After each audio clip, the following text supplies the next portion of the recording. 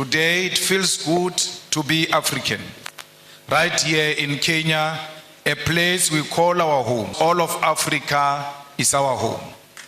No one can ever say to me, welcome to Kenya or Lukenya or Nairobi, as if I'm a visitor.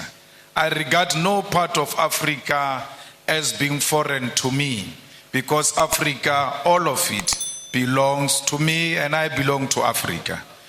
It is a humbling. Because of lack of dedicated funding, many thinkers in the continent are taken in the general brain drain driven by Euro-American institutions.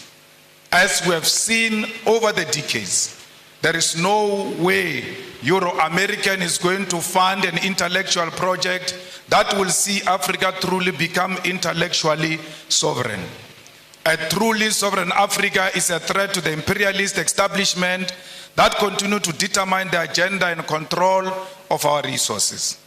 Accordingly, our first duty is to call on sons and daughters of the continent, both based here and in the diaspora, to jealously fund this institute and ensure that it create and chart a unique Africa based on an original thought, because we have a duty to chart our own intellectual path.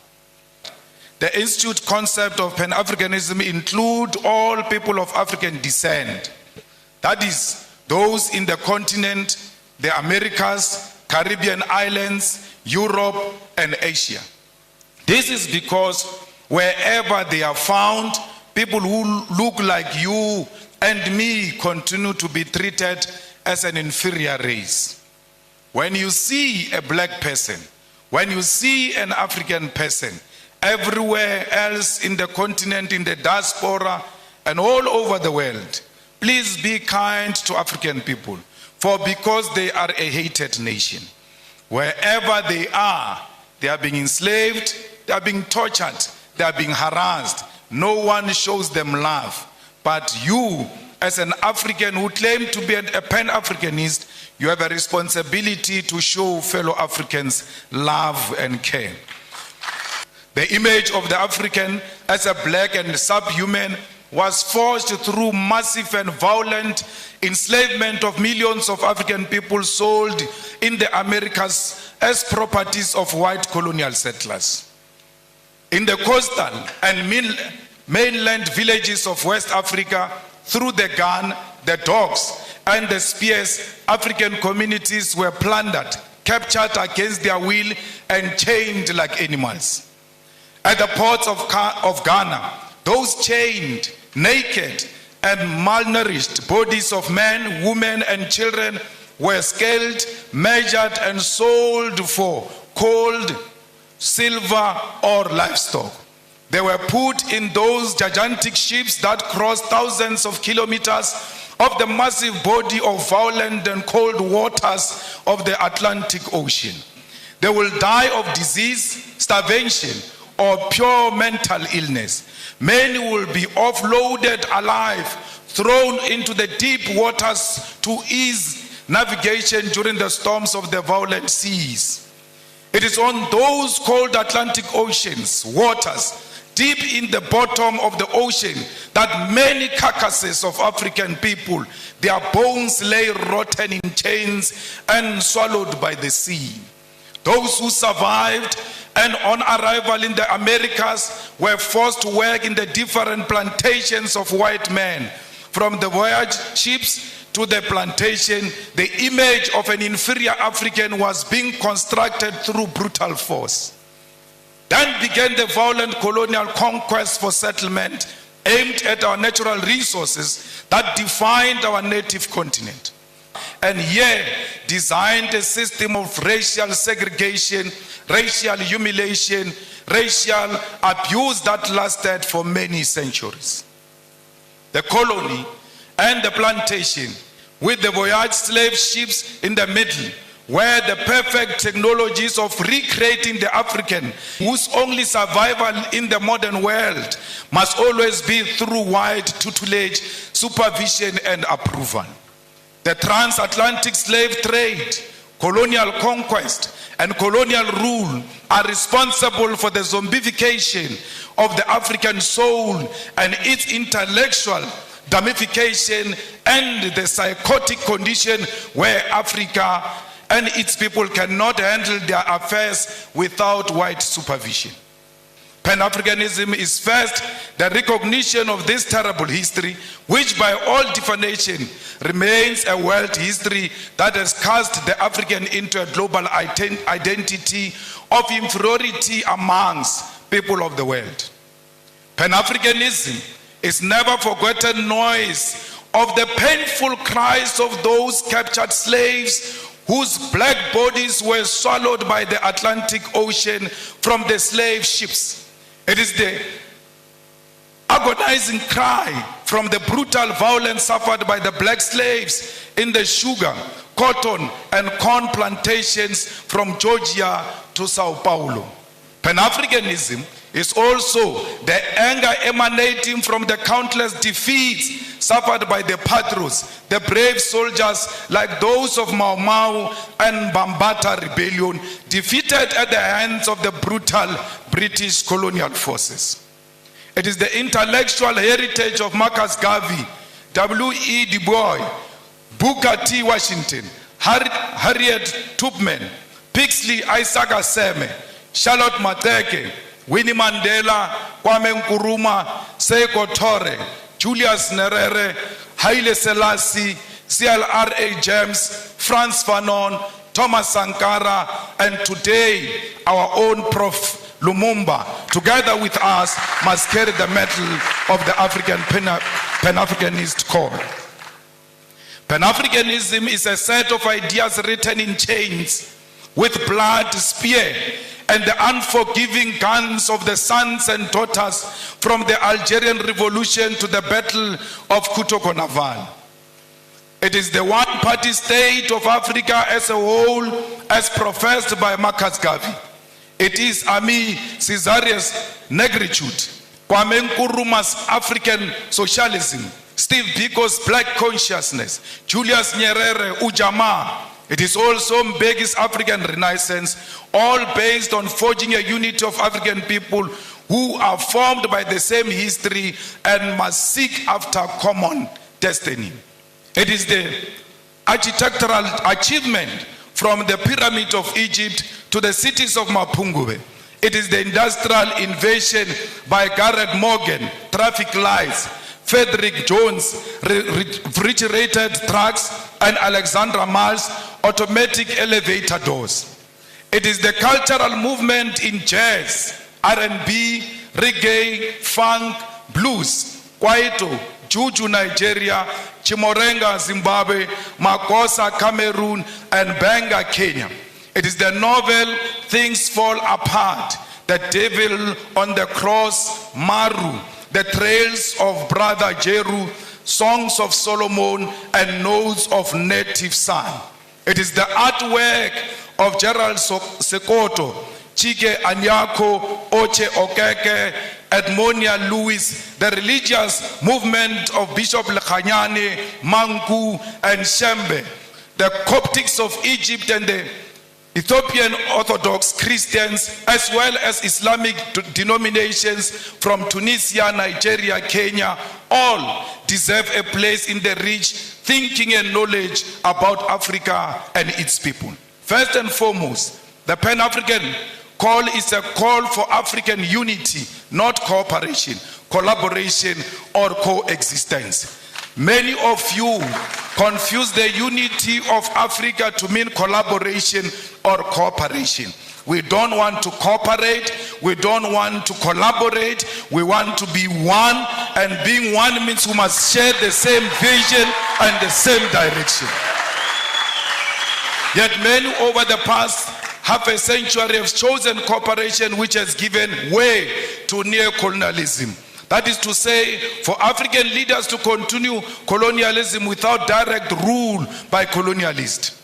We should state clear here that while the formation of the Organization of African Unity was a step in the right direction, the fact that the founding conference failed to unite the African continent is a historical blunder. President Kwame Nkrumah, Seko Tore, and Emperor Haile Selassie prophetically said that the failure to unite the African continent will give rise to the neo-colonialism and that African continent will perish.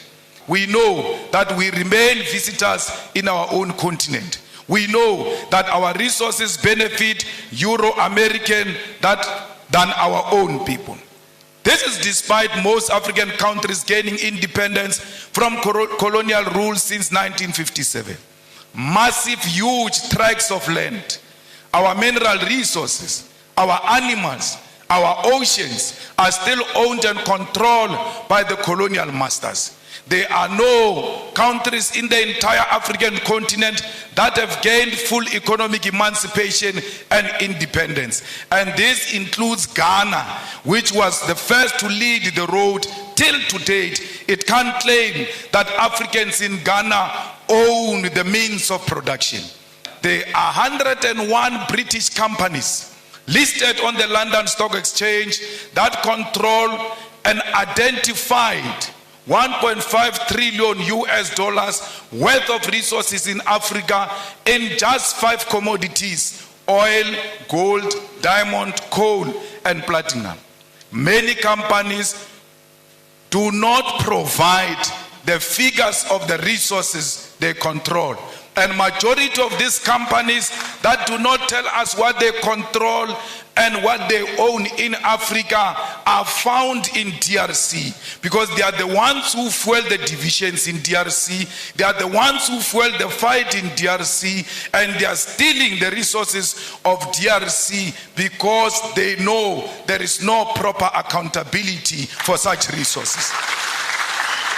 The War on Want report on neo-colonialism further illustrates that the fact that these 101 companies control and own the following key resources on our continent: 6.6 billion barrels of oil, currently worth 276 billion US dollars.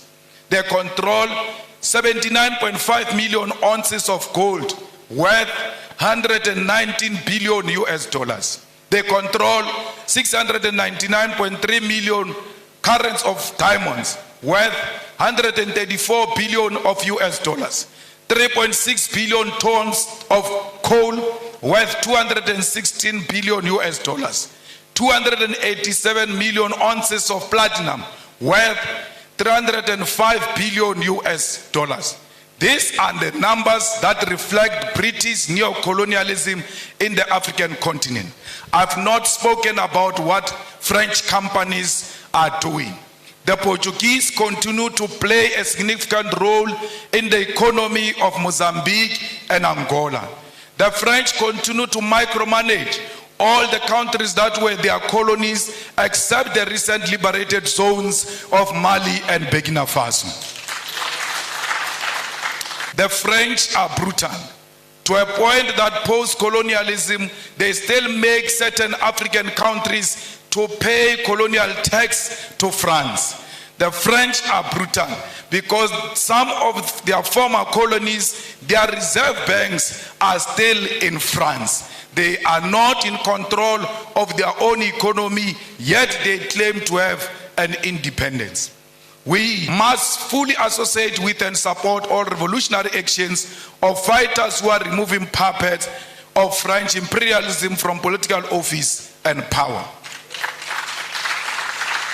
We must be careful of French-sponsored coups in Africa, where we think there is a revolution taking place in Guinea-Conakry, only to find that there is a French puppet who seeks to replace those who were there before. There is nothing revolutionary about the Guinea-Conakry coup.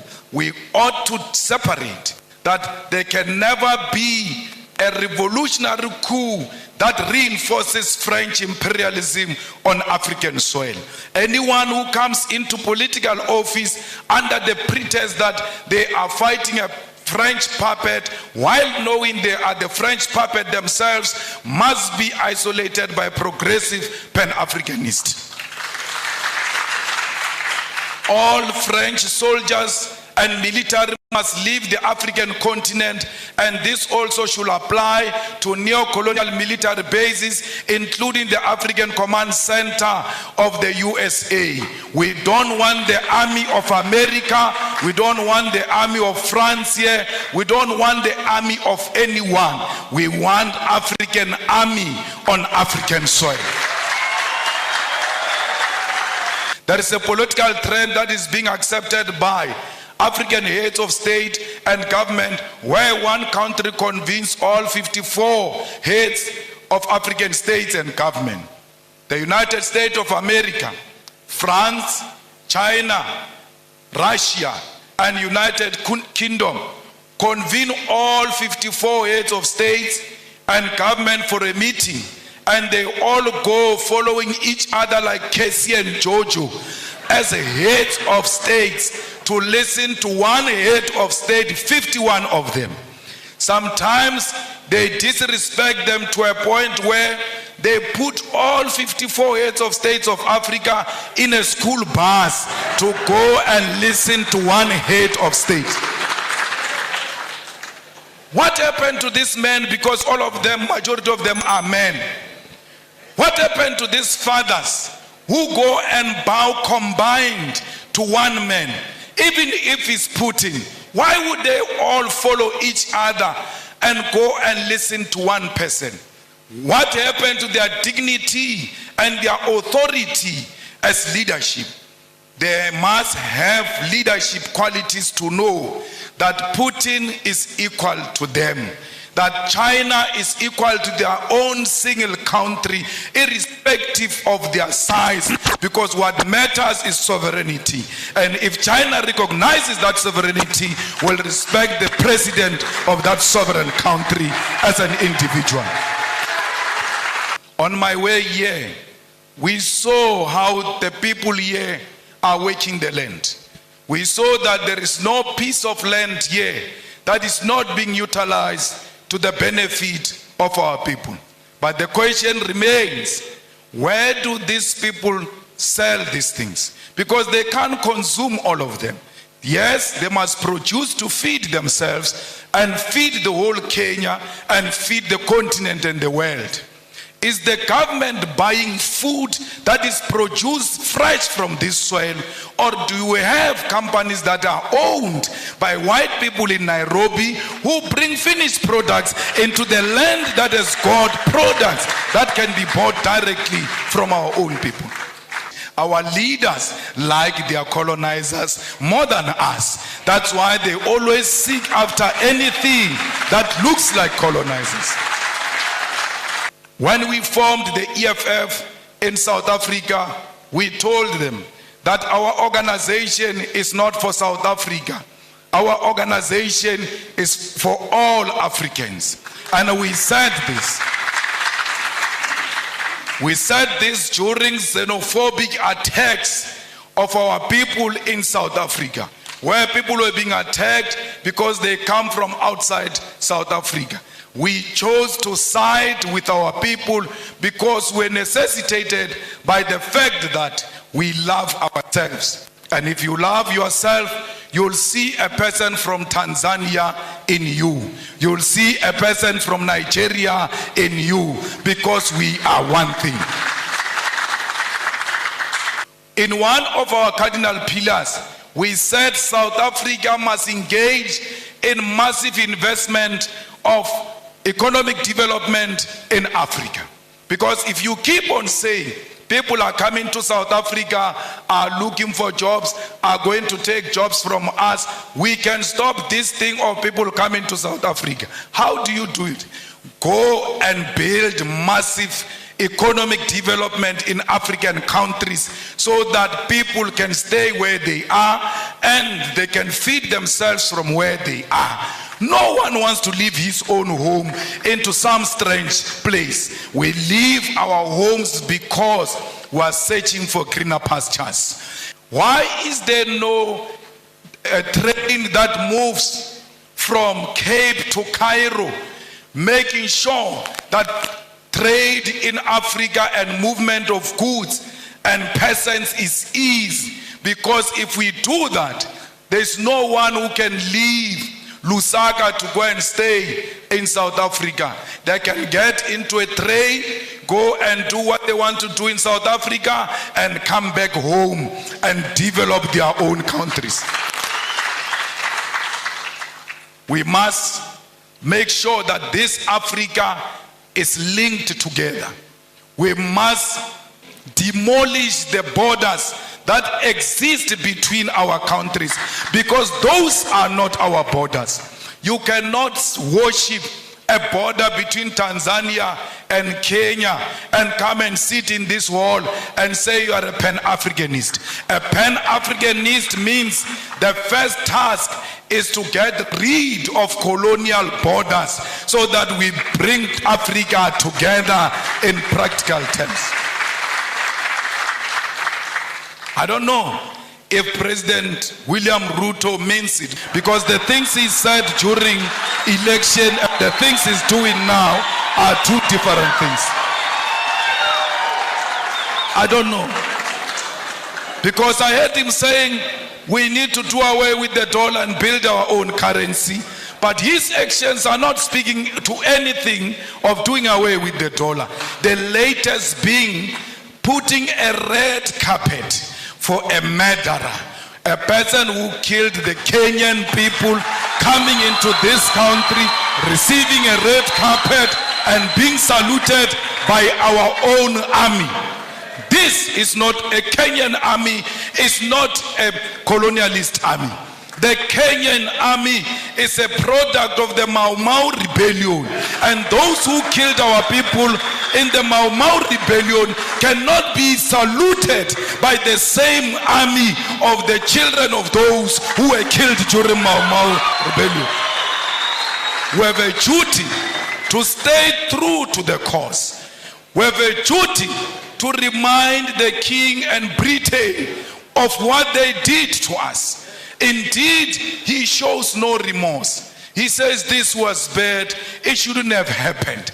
But he runs short of, I apologize, I am sorry. He will never say he is sorry, for because he thinks that his race makes him superior and he's not qualified to apologize to those who are junior to him. We call upon the Kenyan government to be firm and to decide what they want to be. Do they want to be Pan-Africanist, or do they want to be proponents of neo-colonialism? You can't have it both. Only one call must be made, and that call is of Pan-Africanism. We don't want visas. We want one currency for Africa, because our currency can be more powerful than the pound and the dollar combined, because London has got the biggest storage of gold, yet they don't have a single smallest mine of gold.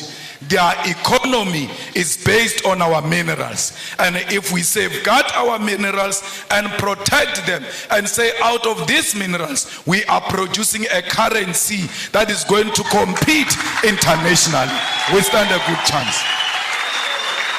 These pockets of wars that are happening in Africa are not of our own making.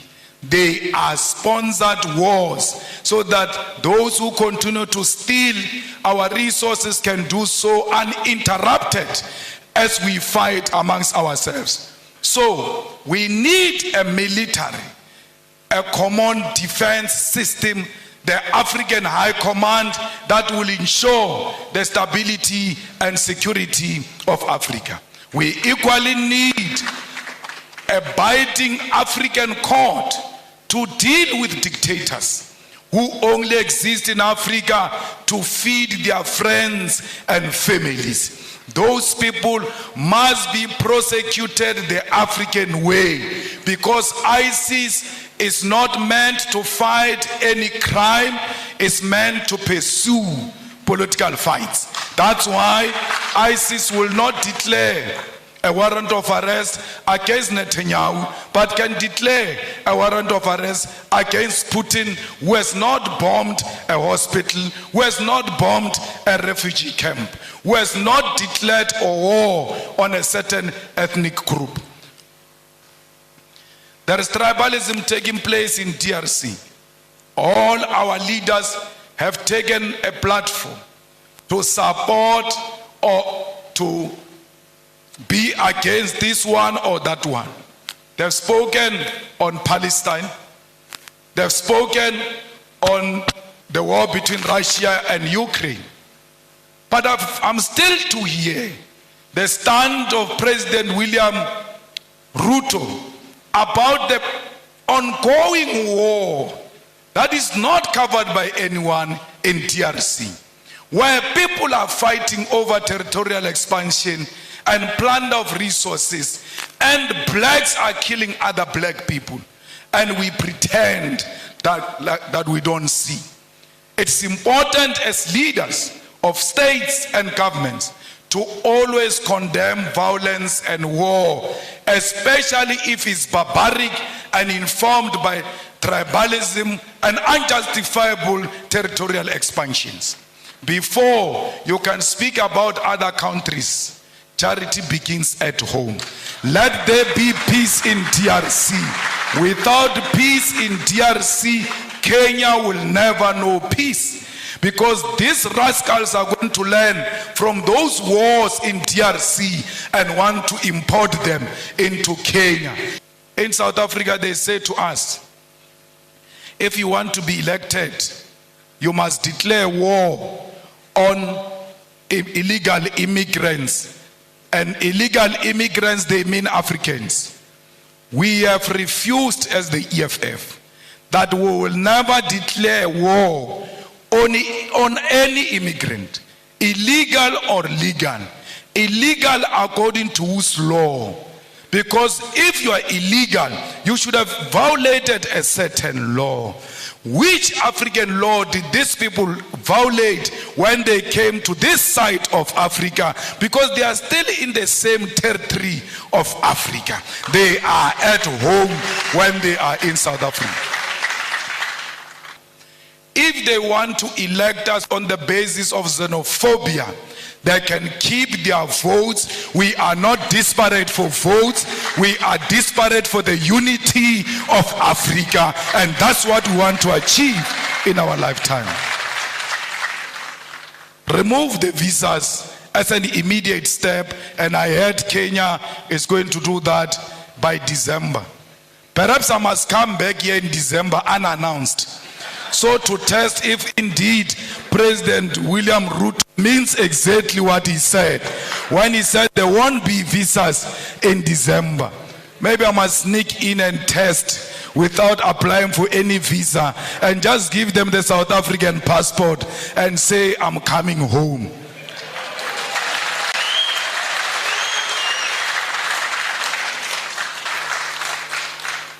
Tell President Ruto that the people of Palestine are what Mau Mau was. Tell President Ruto that the people of South Africa are what Palestinian people are today. Where our land get encroached, where our land just get taken, and we get killed on our own land, we get tortured on our own land, we get imprisoned on our own land. When we fight, they say we are terrorists.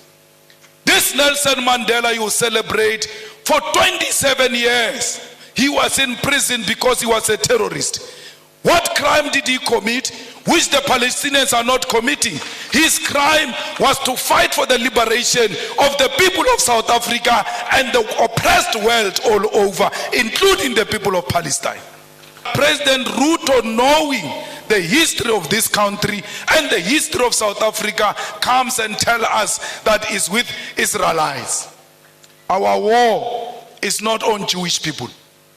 Our war is not on pregnant women, Jewish pregnant women. Our war is not on Jewish children. Our war is against a Zionist apartheid state of Israel, and that's what we are fighting. So if you got money from some Jewish person, we are not fighting that funder of his. We are fighting the state of Israel. We are not fighting individuals. We are fighting the state of Israel. At the age of 9 years, the Boers walked into my house and turned everything upside down, stripped my mother naked. When I see what those children of Palestine are going through, I can immediately relate that this is what apartheid looks like. We cannot be Pan-Africanist if we can't associate with the oppressed nation. I don't know if you'll regret inviting me after this. But my problem is that I tell my truth as is. And I say it to authorities without fear or favor. Till today, no one has ever sued me legally successful. Till today, no one has imprisoned me, because you can't imprison or sue the truth. The truth will always prevail. We must make sure that as we live here, our sympathy is with the oppressed people. Look at Cuba. Its crime was to choose a different economic system to what America has chosen. And then they are under more than 60 years of economic embargo. What crime did the people of Western Sahara commit against Morocco? We are at the center of speaking the truth as a Pan-Africanist institute, because we've got the ear of the continent and the diaspora and the whole world. And this organization we are launching today, Prof, will live forever and ever, because you only speak the truth yourself to power.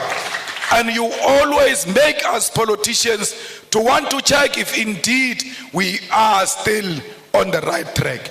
I was not brought by a plane here. I was not brought by a car here. I was driven by the spirits of those people who were dumped in the oceans. And when they were dumping them in the oceans, their cries are still crying loud till today. They did not dump them in the ocean only. They dumped them chained on their hands and their feet, and they could not fight. When the sharks were eating them in those oceans, they could not fight. Even if you know that today I'm going to die, but it is always good to die fighting. That you must hold the shark even when you know it's going to swallow me. I must die fighting.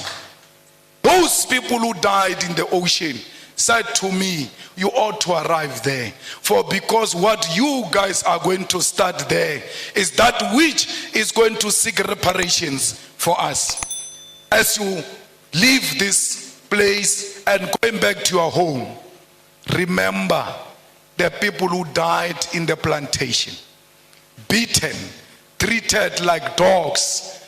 Remember all of those slaves that asked for help and they never found help. But you must say to them in spirit, the help has arrived. And that help we declare today, that will fight the battles of the heroes and heroines of Mau Mau, of Mbambata rebellion, of the slaves. We must teach our people that we are not beggars. When we ask for reparation, we are not asking for donation. We are asking for what was stolen from us to be returned, so that we can prosper and become a better nation. Thank you very much. I'm a king, yes, I'm a king. I'm a king.